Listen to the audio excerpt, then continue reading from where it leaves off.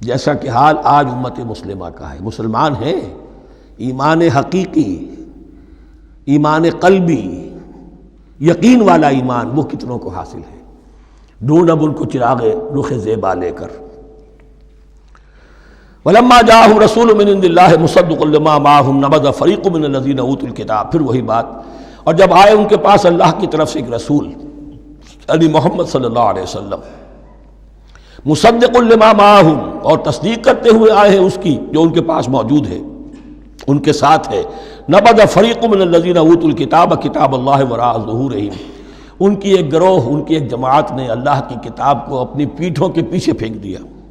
کأنہم لا یعلمون، گویا کہ وہ جانتے ہی نہیں، انجانے سے ہو کر رہ گئے. نہیں ہمیں کچھ پتہ نہیں. ان کے عوام پوچھتے ہوں گے کیا یہ وہی نبی ہیں جن کا ذکر نہیں؟ کیا بولے، کوئی یقین سے نہیں کہہ سکتے. کچھ نہیں، ابھی دیکھیں گے. تیل دیکھو، تیل کی دھار دیکھو.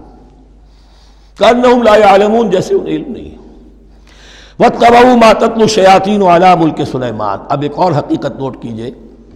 جب کسی مسلمان امت میں دین کی اصل حقیقت، اصل تعلیمات سے بہت پیدا ہوتا ہے تو رجحان کدھر ہو جاتا ہے؟ جادو، ٹونا، ٹوٹکا، تعویذ، عملیات.